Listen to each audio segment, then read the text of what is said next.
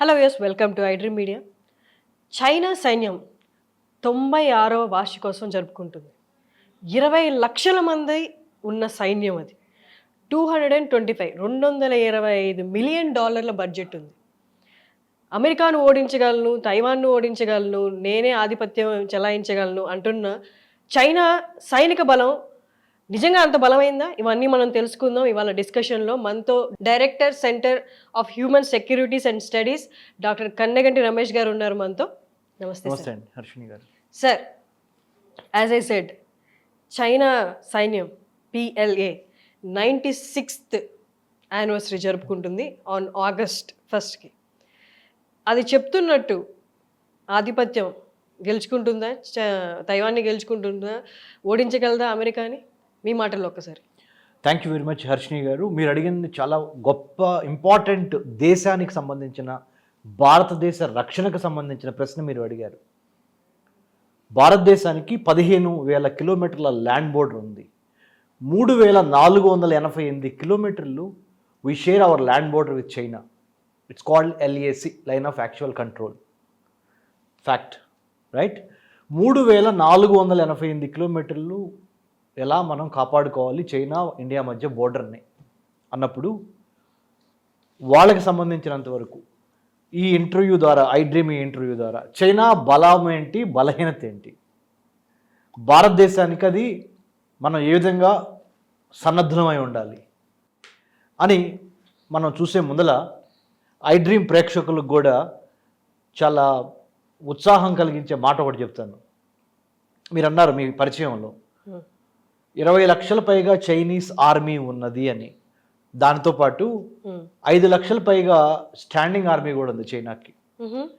మరి మన ప్రేక్షకులకు ఉత్సాహం కలిగించే మాట చెప్తానని చెప్పాను కదా. ఇప్పుడు ఏంటంటే అది సైన్యం కాదు యుద్ధాన్ని గెలిచేది, వ్యూహమే యుద్ధాన్ని గెలిచింది. It is not the army that wins the war, it is the strategy that wins the war. I hope I have answered my question, right? So okay, now come back to the basics. China గురించి మనం తెలుసుకుందాం. After all it's our neighbour, మన ఇరుగు పొరుగు దేశం. China, Pakistan, Bangladesh, Nepal, Bhutan, Myanmar, Sri Lanka మన ఇరుగు పొరుగు దేశాలు. భారతదేశానికి 15,000 kilometers of land borders India has, out of which 3,488 kilometers that we share our land border with China. It is called line of actual control.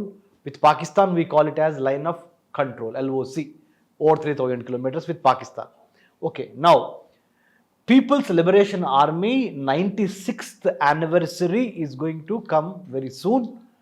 In 1927, 1st August, People's Liberation Army came into existence. Right? What were the conditions which actually paved the way for the creation of the People's Liberation Army? When we look at the military history of the Communist Party of China, let's say the ruling party in China now, they had a big quarrel with the KMT party of the Chiang Kai-shek regime then, and there was a civil war happening in China. So Red Army, the name before the PLA, the initial name was Red Army, that later turned out to be People's Liberation Army, PLA currently.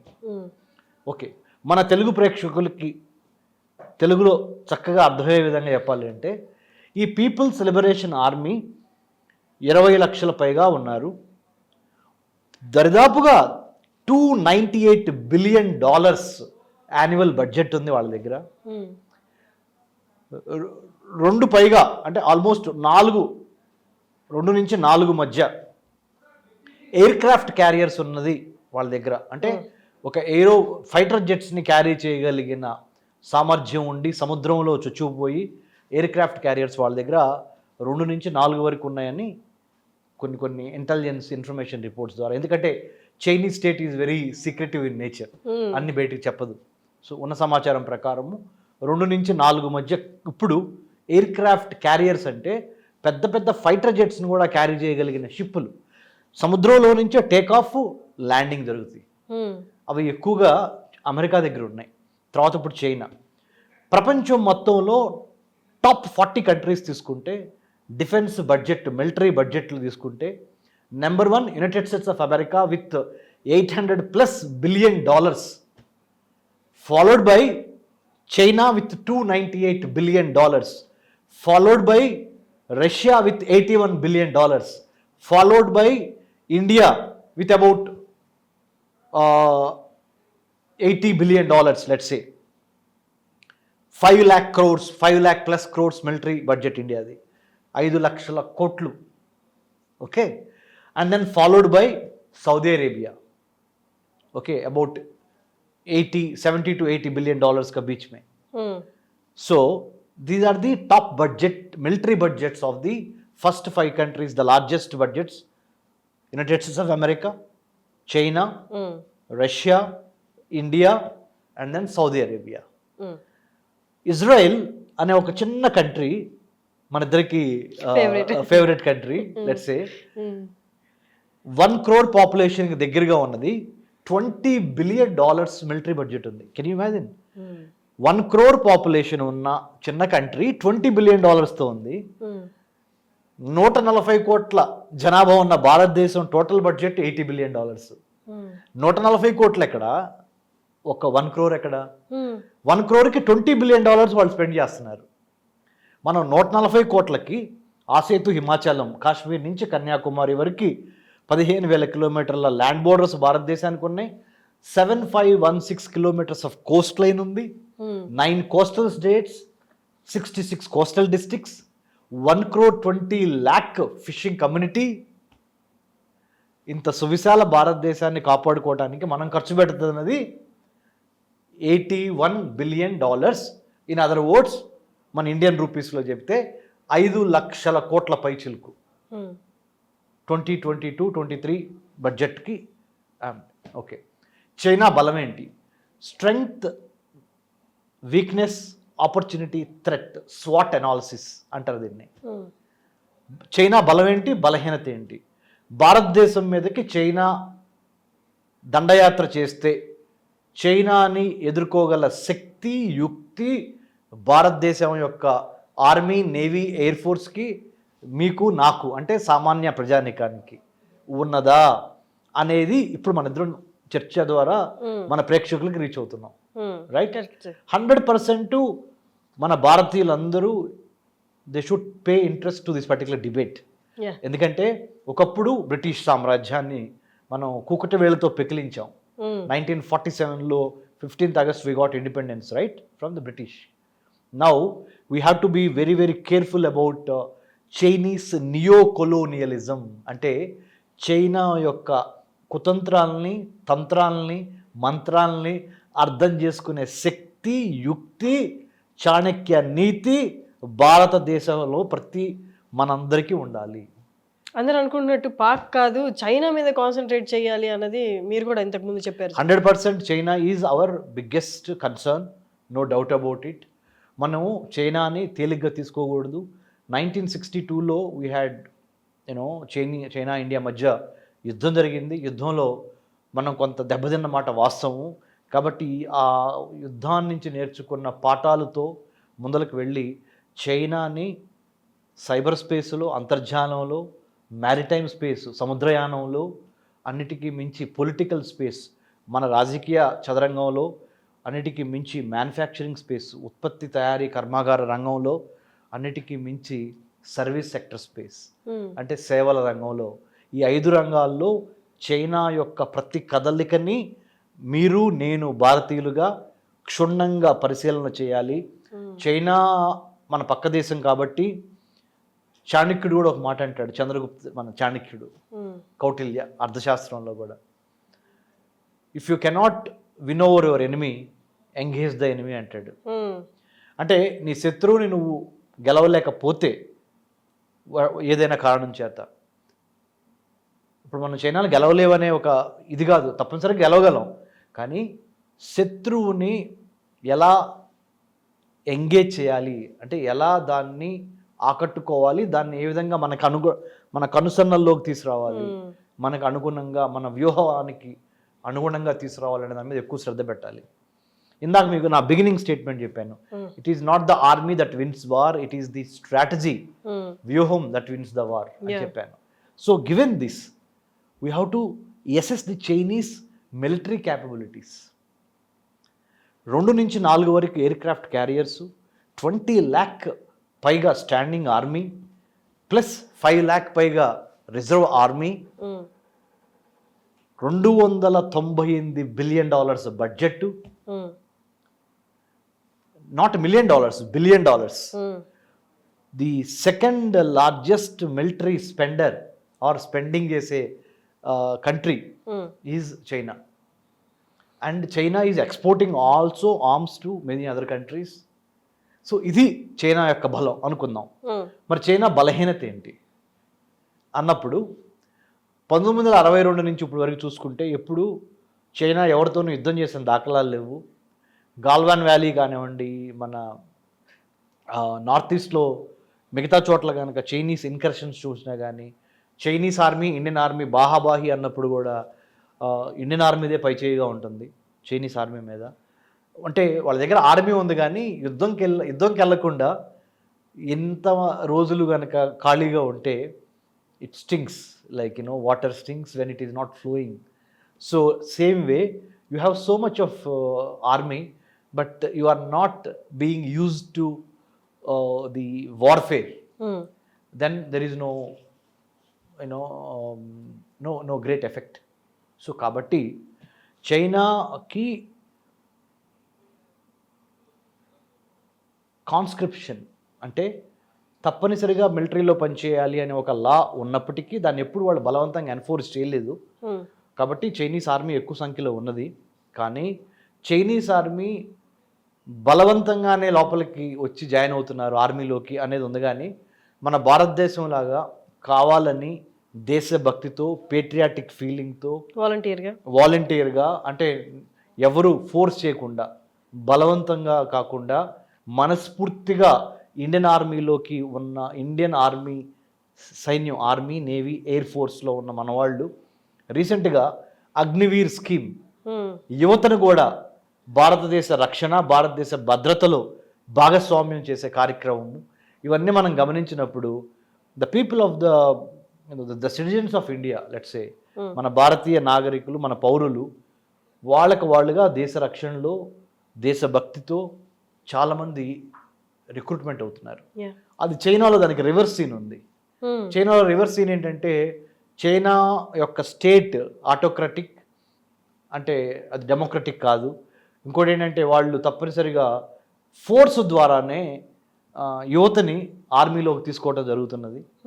So ఆ force మూలంగా వాళ్ళు ఒకవేళ recruitment అయినప్పటికీ ప్రాణాలను తెగించి దేశం కోసం పోరాడాలనేది ఎట్లయినా వాళ్ళకి తక్కువగా ఉంటుంది. ఎందుకంటే మీరు బలవంతం చేయబడ్డారు మిలిటరీలో జాయిన్ చేయడానికి, మీరు స్వతంత్రంగా వచ్చి దేశ రక్షణకి నేను ఉన్నాను అనేది లేకుండా. సో ఇది వాళ్ళ బలహీనత. సరే, ఇండియా, జపాన్, కొరియా, ఆస్ట్రేలియాతో అయితే గొడవలు ఉన్నాయి చైనాకి, ఇరుగు పొరుగు దేశాలు అన్నిటితో గొడవలు ఉన్నాయి. అండ్ హిందూ మహాసముద్రం, సౌత్ చైనా సముద్రం, ఈ యుద్ధంలో చైనా గెలిచే ఛాన్సెస్ ఉన్నాయా సార్? ఓకే, హర్షిని గారు చాలా మంచి ప్రశ్న అడిగారు. హిందూ మహాసముద్రంలోకి చైనా చొచ్చుకొని వస్తున్నది.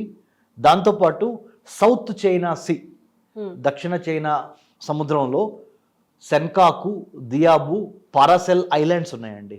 ఐలాండ్స్లో ఆర్టిఫిషియల్ ఐలాండ్స్ నిర్మించి China is trying to penetrate into the South China Sea and also Indian Ocean.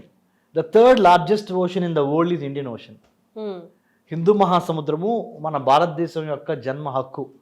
ఏ సముద్రానికి ఒక దేశం పేరు లేదు, ఒక్క మన భారతదేశం పేరు మీద ఉన్న హిందూ మహాసముద్రమే ఉంది, ఇండియన్ ఓషన్, రైట్, ఇండియా పేరు మీదుగా. సో ఇండియన్ ఓషన్ వాటర్స్ని టచ్ చేస్తా more than 55 countries are there. Africa నుంచి ఏషియా, ఆస్ట్రేలియా వరకు హిందూ మహాసముద్రం వ్యాపించింది. చూడండి ఎంత పెద్దదో, 3 ఖండాలను కలుపుతుందండి. 3 ఖండాల మధ్య ఉన్నది. ఒక పక్కన ఆఫ్రికన్ కాంటినెంట్, ఇంకో పక్కన ఏషియా, ఇంకో పక్కన ఆస్ట్రేలియా వరకు ఇట్ ఈస్ ఎక్స్పాండెడ్ హిందూ మహాసముద్రం, ఇండియన్ ఓషన్.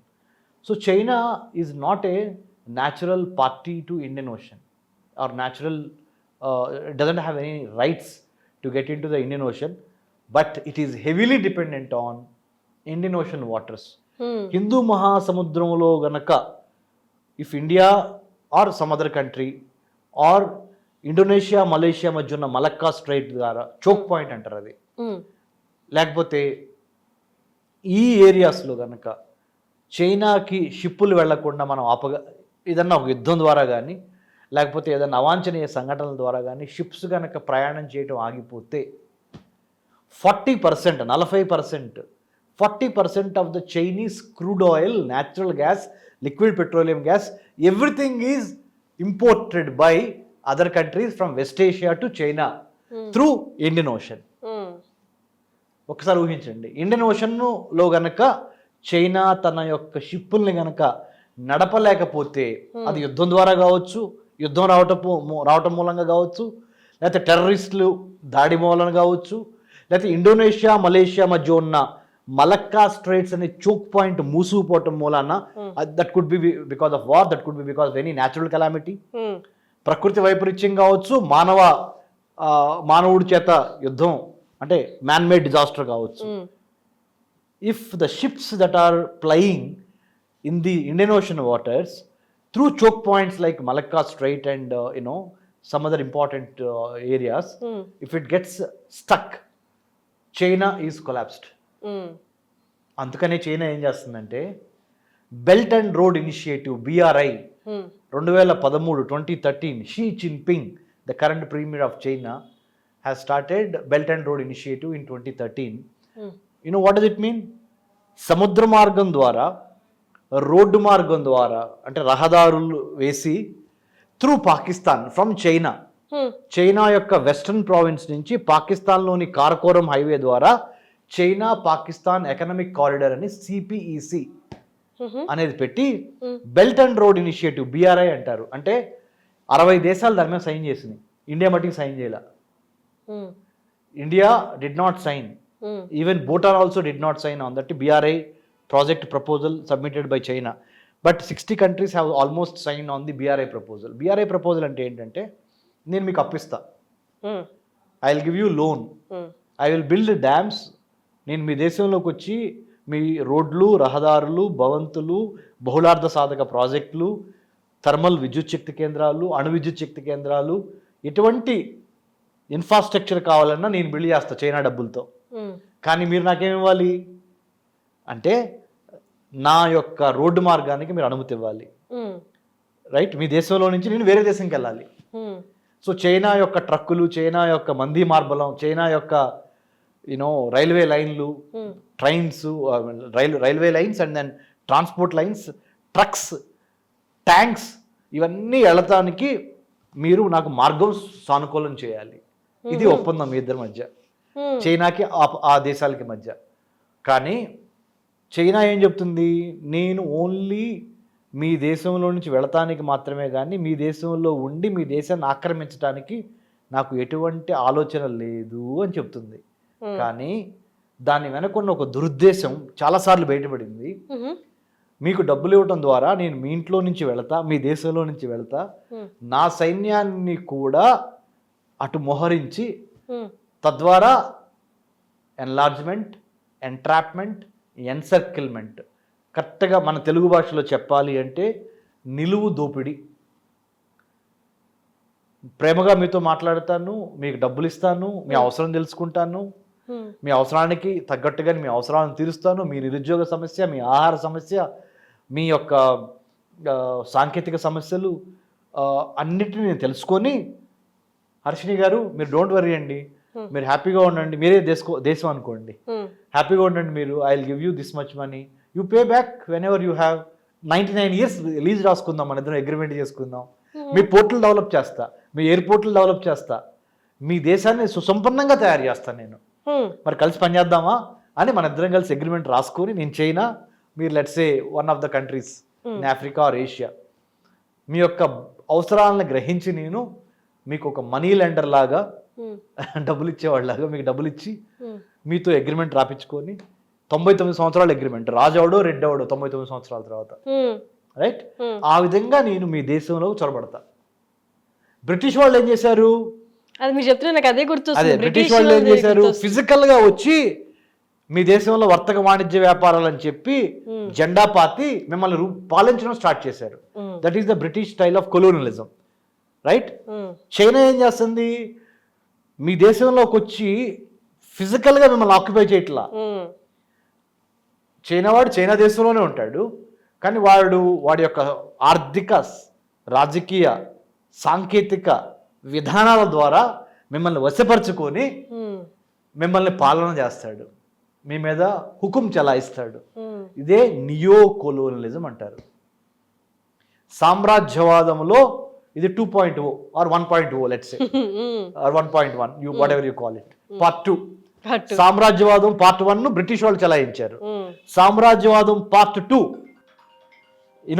వీళ్ళు చైనా వాళ్ళు చలాయిస్తున్నారు. సో దాన్ని మనం అర్థం చేసుకుంటే ఆ వ్యూహాన్ని తిప్పికొడటం కోసం భారతదేశం ఏం చేసింది?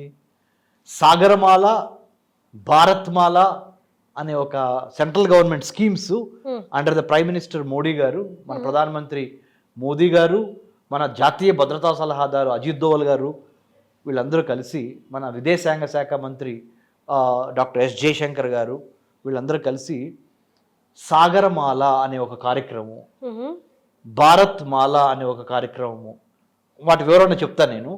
అన్నిటికీ మించి చైనా యొక్క శత్రు దేశాలని మన మిత్ర దేశాలుగా మార్చుకునే ఒక స్ట్రాటజీ. అన్నిటికీ మించి చైనా చేస్తున్న సౌత్ చైనా సీలో డిస్ప్యూట్స్ కానీ, దక్షిణ చైనా సముద్రంలో చైనా యొక్క దురాగతాలు, ఆక్రమణలను కూడా ప్రపంచానికి చెబుతా భారతదేశం నెంబర్ 1. నెంబర్ 2, మన హిందూ మహాసముద్రంలోకి చైనా చొచ్చుకొని లోపలికి రాకుండా హిందూ మహాసముద్రంలో అతి ముఖ్యమైన కీలక స్థలాల్ని, చోక్ పాయింట్స్ని మనం జాగ్రత్తగా గమనిస్తా international maritime bureau, international maritime agency, international అంటే అన్క్లాస్ అని ఉంటుంది, United Nations convention on law of seas అంటారు. ఇవన్నీ చట్టాలు అంటే సముద్రాన్ని పరిపాలించే చట్టాలు, విధి విధానాలు. మీరు ఇప్పుడు వరకు ఏం చూసుంటారు? మన సామాన్య ప్రజలకు ఏమని తెలిసి ఉంటుంది? ముఖ్యంగా ప్రభుత్వము అంటే భారతదేశంలో ఉన్న ప్రభుత్వం, రాష్ట్ర ప్రభుత్వము, కేంద్ర ప్రభుత్వము, పంచాయతీరాజ్ డిపార్ట్మెంట్లు, మనల్ని మనం ఒక గవర్నెన్స్, ఒక చట్టం, ఒక న్యాయం, మనల్ని మనం పరిపాలించుకోవడానికి భూమి మీద అని ఉంటుంది. కానీ సముద్రం మీద కూడా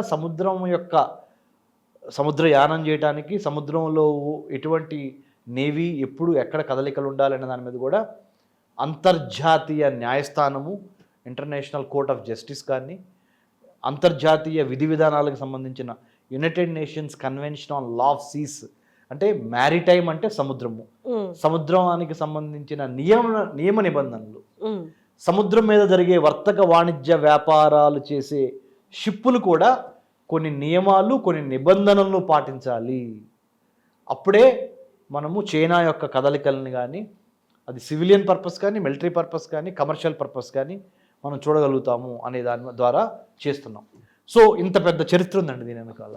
సార్ 2015 నుండే ఈ పిఎల్ఏ ఏదైతే ఉందో దాన్ని మోడర్నైజ్ చేయడానికి, మోడర్న్ టెక్నిక్స్ తీసుకురావడానికి సోల్జర్స్ దాంట్లో చూశారు సార్. అప్పటి నుంచే మొదలు పెట్టారు. బట్ స్టిల్ ఇప్పటికీ స్కిల్డ్ మ్యాన్ పవర్ ఉందా అంటే అది మనకి ఇంకా క్వశ్చనబుల్ గా ఉంది. దానికి వాళ్ళు చాలా చేపడుతున్నారు, ఇంకేవేవో రావాలి అని. ఒక్కసారి దాని గురించి సార్. ఓకే హర్షిని గారు, మీరు ఒక అంటే ఇంపార్టెంట్ అంశాన్ని లేవనెత్తారు ఇక్కడ.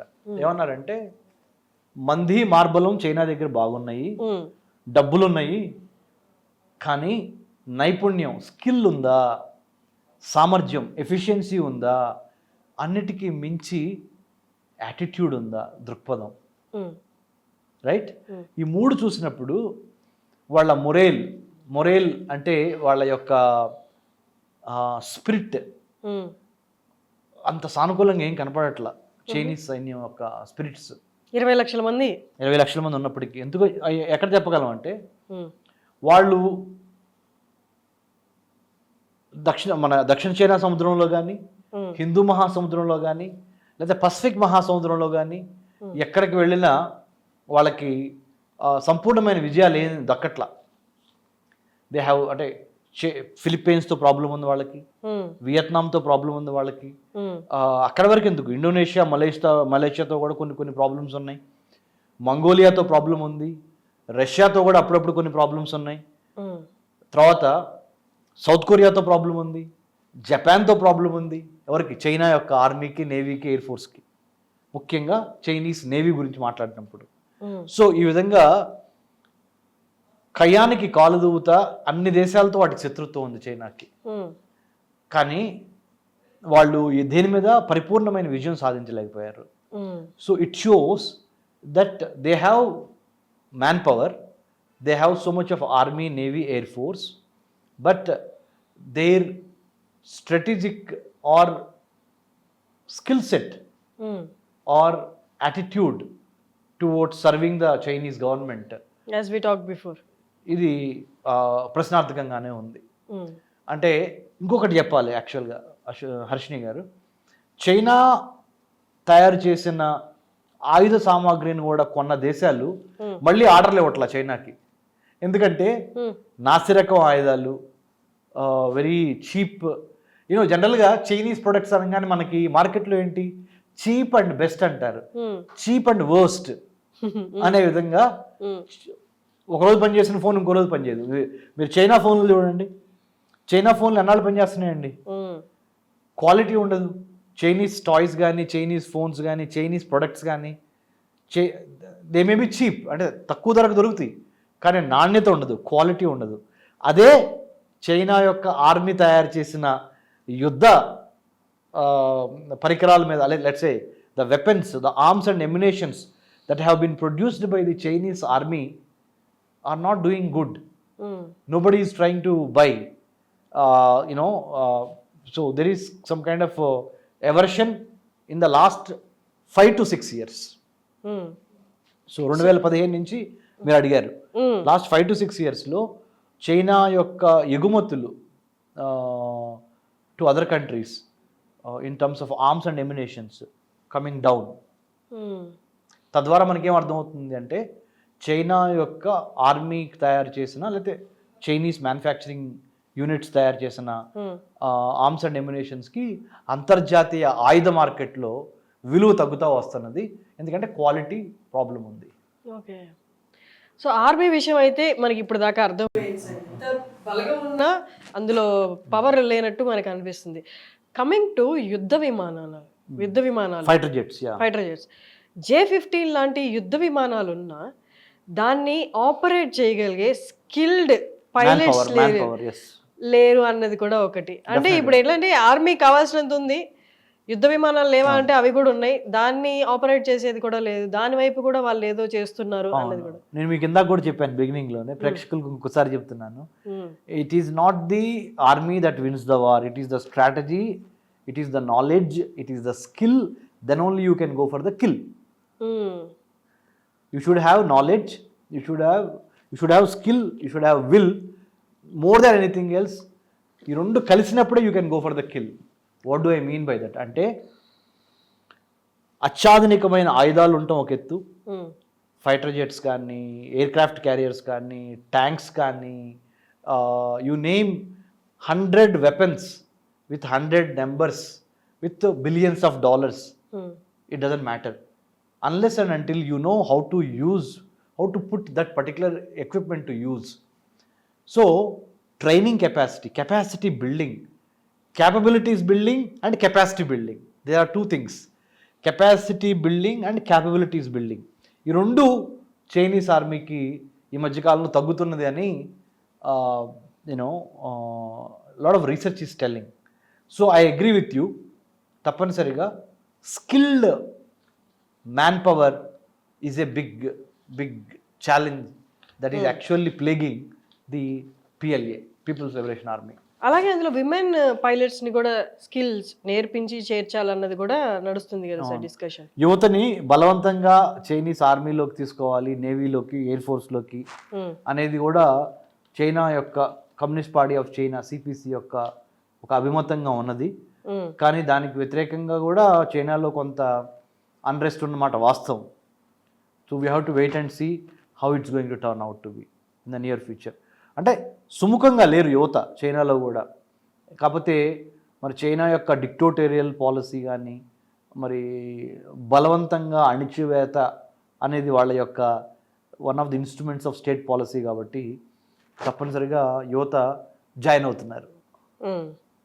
అంతేగాని మనస్ఫూర్తిగా దేశం కోసం జాయిన్ అవ్వాలనేది చైనాలో యువత జాయిన్ అవ్వట్ల. సార్, లదాఖ్ వారప్పుడు కూడా చైనా మన ఆర్మీని చూసి భయపడిందని కొంతవరకు మీడియాలో కూడా వచ్చింది సార్. అదే జరిగిన సంఘటనలు చూస్తే కొంతవరకు అలాగే కూడా అనిపించింది. యాజ్ యూ సెడ్, మనకున్నంత విల్ పవర్ అసలు లేదంటారా వాళ్ళకి? అంటే ఆ లదాఖ్లో కానీ, గాల్వాన్ వ్యాలీలో కానీ, తవాంగ్లో కానీ ఈ రీసెంట్గా జరిగిన ఈ మూడిట్లో చైనీస్ ఆర్మీ యొక్క బాడీ లాంగ్వేజ్, వాళ్ళ ఇంటెంట్, వాళ్ళ కంటెంట్, వాళ్ళ క్యారెక్టర్ ఇవన్నీ గమనించినప్పుడు వాళ్ళ మొరేల్, అంటే వాళ్ళకి యుద్ధం చేయాలి, గెలవాలి అన్న ఇది మన భారత సైన్యంతో పోల్చినప్పుడు చాలా తక్కువగా మోటివేషన్ లెవెల్స్ కనపడుతున్నమాట వాస్తవం అండి. అంటే నేను ఒక భారతీయుడిగా కావాలని మన భారతదేశాన్ని వెనుకేసుకొస్తా చెప్పట్లా. ఒక రాజనీతి శాస్త్రము అంటే పొలిటికల్ సైన్స్, ఇంటర్నేషనల్ రిలేషన్స్ అంతర్జాతీయ సంబంధాలు సంబంధించి క్షుణ్ణంగా అభ్యసించి దాని మీదే పరిశోధన చేస్తున్న ఒక రీసెర్చ్ స్కాలర్గా మాట్లాడుతున్నాను. Chinese army, navy or like their air force, their morale is not up to the mark when compared to the kind of sophisticated weapons that they have, because they don't have that spirit of working for the country, because they have been forced to join. దేశాలతో శత్రుత్వం అన్న దగ్గర నుండి China ఇప్పుడు ప్రపంచానికే శత్రువు అన్న దారిలో అయితే నడుస్తుంది సార్. మీరు యాజ్ యూ సెడ్, ఆ స్పై ఆపరేషన్స్ కానీ, B and road and belt and road అది చూసుకున్న ఇనిషియేటివ్, ఇవన్నీ చూస్తే ఆల్మోస్ట్ అన్ని నిజాయితీగా స్ట్రైట్ ఫార్వర్డ్గా వెళ్ళేవి కాదు, అన్ని స్పై కైండ్ ఆఫ్ ఉన్నాయి కదా సార్. అంటే ఇట్లా ఈ ధోరణిలో వెళ్తే దేశాలతో శత్రుత్వం పక్కన పెడితే ప్రపంచానికి ఒక శత్రువు అయ్యేలా ఉంది కదా సార్. మిగతా దేశాలన్నీ ఏకమైతే చైనా పరిస్థితి ఏమంటారు అప్పుడు? అదే ఇప్పుడు రైట్ నౌ కోవిడ్ తర్వాత కూడా హర్షిని గారు, COVID-19 మనం చూసాము. కొన్ని లక్షల మంది ప్రాణాలు ఒక ఇన్విజిబుల్ వైరస్ని పంపించి జరిగింది. అది చైనాలో వుహాన్ ఇన్స్టిట్యూట్ ఆఫ్ వైరాలజీలో ఒక ల్యాబ్లో ఒక మ్యాన్మేడ్ వైరస్గా క్రియేట్ అయ్యి బయటకు వచ్చింది, ల్యాబ్ లీక్ థియరీ లాగా. సో నేను అందుకని డిఫైన్ కూడా చేశాను, COVID-19 అంటే Chinese orchestrated venomous imperial design in 2019. That is the definition that I see, because I have been observing the Chinese state's intent, content and character.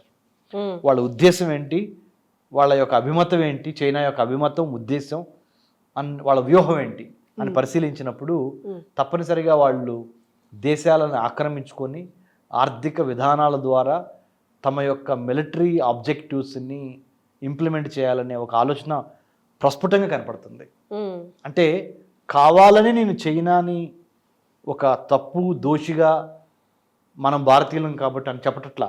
భారతదేశంతో పాటు చాలా దేశాలు ఈ యొక్క ఆర్గ్యుమెంట్ని సపోర్ట్ చేస్తున్నాయి. ఏ ఆర్గ్యుమెంట్ అంటే China has expansionist and hegemonic ambitions to occupy the manufacturing space, the political space, the cyber space, the intellectual space of the world. So it is quite clear and evident in how the state has been behaving in the comity of international relations అన్నప్పుడు చూసినప్పుడు మనము తప్పనిసరిగా China యొక్క దురుద్దేశము, దురాక్రమణ ఈ వాళ్ళకి ప్రస్ఫుటంగా మనకు కనపడుతున్నాయి. సో దీన్ని ఎదుర్కోవటానికి మనము quad, India, Australia, Japan, United states of America, ఈ 4 దేశాలు కలిసి ఒక చోటకు వచ్చి చైనీస్ ఎన్లార్జ్మెంట్, ఎంట్రాప్మెంట్, ఎన్సర్కిల్మెంట్ అనే ఈ విధానాల ద్వారా belt and road initiative or CPEC, China Pakistan economic corridor, ఈ విధానాల ద్వారా ముందలకు వస్తున్న చైనాని ఎదుర్కోవడానికి మనము 4 దేశాలు కలిసి ఒక క్వాడ్ చతుర్భుజం 4 వైపున India, the largest democracy in 21st century. United States of America, the oldest democracy. Japan, which is technological superpower with a very little population but their amazing spirit of entrepreneurial abilities. And then Australia, with a continent-based country and Australian continent as such. We all have come together to contain Chinese aggression in not only the Indian Ocean, not only in the Pacific Ocean, but also in cyberspace and also in manufacturing space. So I think this is the counter reaction to Chinese enlargement, entrapment, and encirclement in the strategic terms to say. Sir only India China తీసుకుంటే what are our points, అంటే మన strengths ఏంటి, మన weakness ఏంటి comparing to Chinese army? I told you that's బిగినింగ్లోనే మనం మాట్లాడుకున్నాము, వ్యూహం మాత్రమే యుద్ధాన్ని గెలవగలదు, సైన్యం కాదు అని. ఎక్కువ మంది చైనాకి సైనికులు ఉన్నారు, ఎక్కువ మనకన్నా బడ్జెట్. మన బడ్జెట్ $81 బిలియన్, వాళ్ళ బడ్జెట్ $298 బిలియన్. మనకన్నా ఎక్కువ, ఎన్నో రేట్లు ఎక్కువ డబ్బు ఖర్చు పెడుతున్నారు వాళ్ళు, చైనా వాళ్ళు. కానీ అది యుద్ధాన్ని గెలవగలదా అంటే గెలవలేదు. ఎందుకంటే మనకున్న స్ట్రెంగ్త్ ఏంటంటే మన భారతదేశంలో ఉన్న ప్రతి పౌరుడు భారతదేశం కోసం స్వచ్ఛందంగా మిలిటరీలోకి జాయిన్ అవుతున్నాడు. గొంతు మీద కత్తి పెట్టి నువ్వు మిలిటరీలో జాయిన్ అవ్వాలని ఎవ్వరూ భారత ప్రభుత్వం ఎప్పుడు గత 75 సంవత్సరాల్లో ఎప్పుడు మన ఏ సిటిజన్ని, ఏ దేశ మన భారతదేశంలో ఎప్పుడు పౌరుణ్ణి బలవంతంగా ఇండియన్ ఆర్మీలోకి జాయిన్ చేయాలి. అక్కడ బలవంతంగా చైనీస్ ఆర్మీలోకి జాయిన్ చేయబడుతున్నారు. కమ్యూనిస్ట్ పార్టీ ఆఫ్ చైనా బలవంతంగా తోస్తున్నది. ఇక్కడ తెలిసిపోద్ది కదండి, మనస్ఫూర్తిగా ఫోర్స్ చేస్తారు. మీరు you cannot demand respect, you have to command respect అంటారు, రైట్? ఇక్కడ మనము భారతదేశం అనే సంబంధించి ఆ ప్రేమ, అది మనకున్నది, ఆ త్యాగ నిరతి అక్కడ అది లోపిస్తున్నది. ఇది ఒకటి. ఇంకోటి అన్నిటికన్నా మించి టెక్నాలజీ ఉండొచ్చు వాళ్ళకి, కానీ చైనా యొక్క యుక్తులు, కుయుక్తులు, వాటి యొక్క దుర్మార్గపు ఆలోచనలు ప్రపంచంలో చాలా దేశాలకు అర్థమైంది. ఆఫ్రికన్ కాంటినెంట్లో ఉన్న 50 పైగా దేశాలు చైనా యొక్క నియో కొలోనియల్ విధానాలను గమనించి మొన్నటి వరకు చైనాకి సంబంధించిన ఎన్నో వేల కోట్ల, లక్షల కోట్ల పెట్టుబడులు ఆఫ్రికా దేశాల్లో జరుగుతున్నాయి. ఇప్పుడు African continent also is realising Chinese vicious kind of a strategy. So ఆఫ్రికాలో కూడా తిరుగుబాటు స్టార్ట్ అయింది.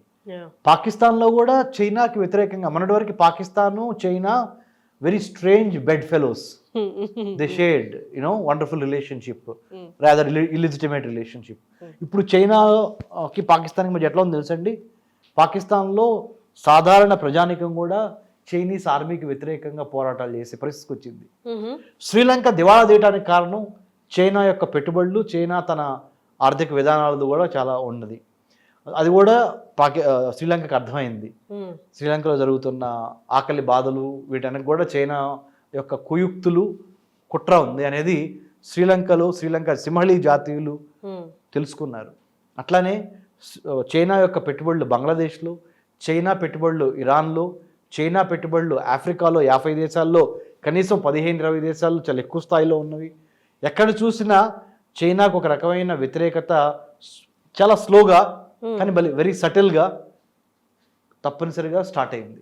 అది మేము గమనిస్తున్నాం. తైవాన్ చైనా జయించగలదా సార్? చైనాకి తైవాన్కి జరుగుతున్న గొడవ, చైనా ఏముంటుందంటే వన్ కంట్రీ, తైవాన్ నాదే, తైవాన్ వేరే దేశం కాదు, తైవాన్కి సార్వభౌమాధికారం లేదు అని అంటది.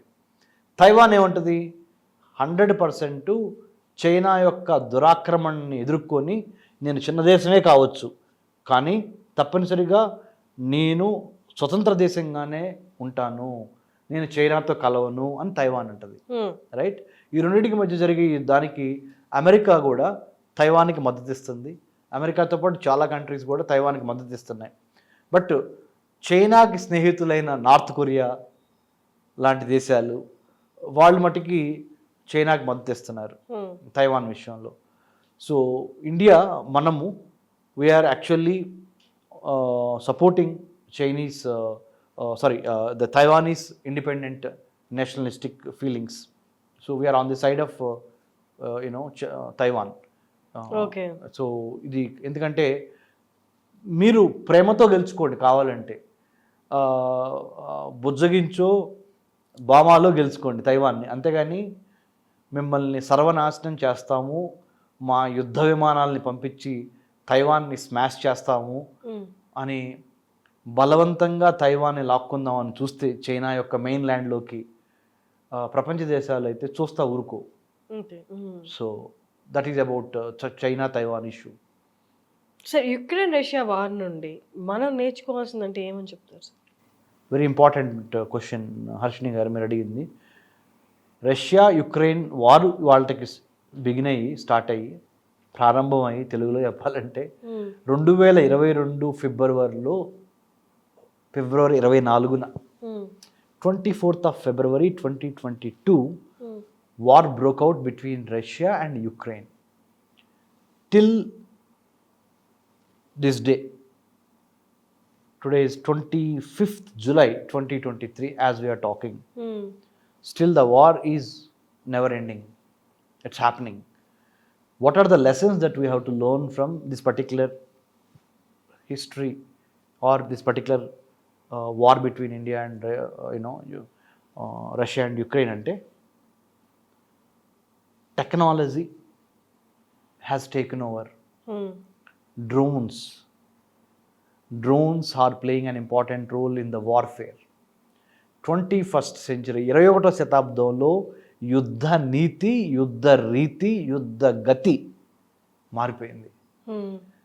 No longer eye to eye contact, it is cyber, it is drone, it is tech savvy war అయిపోయింది అది. అంటే సాంకేతిక పరిజ్ఞానం ఎవరికి ఎక్కువ ఉందో వాళ్ళు యుద్ధ విజేతలుగా నిలిచే అవకాశం ఉంది. అదొకటి మనం గమనించాలి, నెంబర్ 1. కాబట్టి therefore we should spend more time and energy on tech related issues to add arsenal to our Indian Army, Navy, Air Force or military, whatever you say. Number 1. Number 2, యుద్ధానికి సంబంధించి 21వ శతాబ్దంలో విజేతలు ఎవరు ఉండరు. ఎందుకు ఉండరు అంటే రెండు వైపులా నష్టమే, ఆస్తి నష్టం, జన నష్టం, ప్రాణ నష్టం, అన్ని నష్టాలే. సో యుద్ధం ఎవరికి మేలు చేకూర్చదు ఎక్సెప్ట్ మిలిటరీ ఇండస్ట్రియల్ కాంప్లెక్స్, ఆయుధాలు అమ్ముకునే వ్యాపారస్తులకు తప్పితే, రైట్? సో దాన్ని ఎలా అరికట్టాలని కూడా ఆలోచించాలి. 2. 3, అన్నిటికన్నా ముఖ్యమైనది, మానవ భద్రతకు విఘాతం కలిగిస్తుంది యుద్ధం. మనం గమనించాలి, వర్తకం, వాణిజ్యం, వ్యాపారంతో పాటుగా ఆహార కొరత, మంచినీటి కొరత, న్యూక్లియర్గా మారితే యుద్ధం అంటే అణ్వాయుధాలతో మారితే వినాశనం తప్పదు. కాబట్టి so by any count we have to make everything possible in our efforts to contain or control or constrict the war. Exactly, sir. So otherwise it's going to pay a lot of vinasanam in Telugu. Penalty. So we have to be careful about that. These are the lessons. And also most importantly, we have to be having the plan. Anything can happen anytime. So the preparedness should be on our, like we have to be on our toes. Plan, prepare, perspire and inspire. And also knowledge and skill. You should have a very good attitude. And then you should have the will, you should have the skill, then only you can go for the kill. So all these things, what I am telling is, I am trying to draw an important point in this context is, you got to be ever ready to protect your land borders. You got to be ever ready to protect your cyber space. You got to be ever ready to protect your maritime space. You got to be ever ready to protect your political space. You got to be ever ready to protect your manufacturing space. Mm. So, not only men in uniform, but also సాధారణ జనత, సాధారణ ప్రజానికం కూడా భారతదేశం యొక్క మిత్ర దేశాలు ఎవరు, శత్రు దేశాలు ఎవరు, యుద్ధం వచ్చే అవకాశాలు ఎక్కడున్నవి, వాటిని ఎలా అరికట్టాలి అనే దాని మీద అవగాహనతో పాటు ఒక రకమైన ఆత్మ పరిశీలన కూడా చేసుకొని, ఇదివరకు మనం దెబ్బతిని ఉన్నాము, బ్రిటిష్ సామ్రాజ్యం కింద నలిగి ఉన్నాము, అంతకు ముందల చాలామంది ఇస్లామిక్ ఎలిమెంట్స్, ఫండమెంటల్స్ వచ్చి రూల్ చేశారు. అందులో కొంతమంది there are some good people, there are some bad people, elements. Akbar was good, but people like Aurangzeb, even though he has done so much construction in terms of infrastructure building, but his policies were very maverick in nature. I'm just telling, Muhammad Ghazni, Muhammad Ghori, they have plundered Indian temples or Hindu temples, and butchered many people in the past. British also have taken many lives. British also have plundered India's economy, India's gold, India's diamonds, India's minerals. So, గతంలో దెబ్బల దగ్గర ఉన్నాయి కాబట్టి మనకి ఈ రెండు ద్వారా, అంతమంది Dutch, French, Portuguese, these many European powers, ఐరోపా ఖండం నుంచి వచ్చిన తెల్ల జాతీయులు భారతదేశాన్ని పిప్పి చేసి పీల్చి దోచుకున్నారు. కాబట్టి ఇప్పటికైనా భారతదేశంలో ప్రతి యువకుడు, యువతి, లేదా ప్రతి మనిషి, ప్రతి నాగరికుడు, భారతదేశ పౌరురాలు అనుకుందాం, we got to be ever ready, ever vigilant to protect Kashmir to Kanyakumari and also our maritime space, హిందూ మహాసముద్రాన్ని కాపాడుకోవటం ద్వారా మన సైబర్ స్పేస్, అంతర్జాలాన్ని, పొలిటికల్ స్పేస్, మన రాజకీయాన్ని, రాజకీయ పార్టీలు అన్నీ కలిసికట్టుగా ఉండి, అన్నిటికీ మించి మ్యానుఫ్యాక్చరింగ్ స్పేస్ని మనం ప్రొటెక్ట్ చేసుకోవాలి. అంటే ఉత్పత్తి కర్మాగారాలని, వ్యవసాయ రంగాన్ని, వీటన్నిటిని చూసుకుంటా మనం జాగ్రత్తతో ఉండి, we the people of India having solemnly resolved to constitute India into a sovereign, socialist, secular, democratic republic అనే ఒక స్పిరిట్తో పని చేస్తే మనల్ని ఎవడు రాపేది.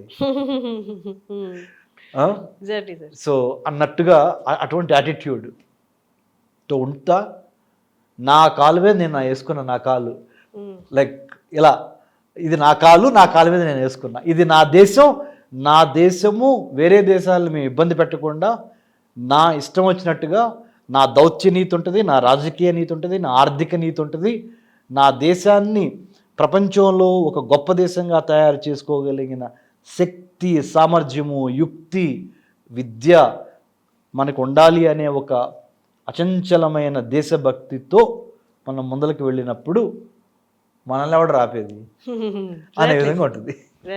Awesome conversation, sir. Very informative. Thanks a lot, sir. Thank you.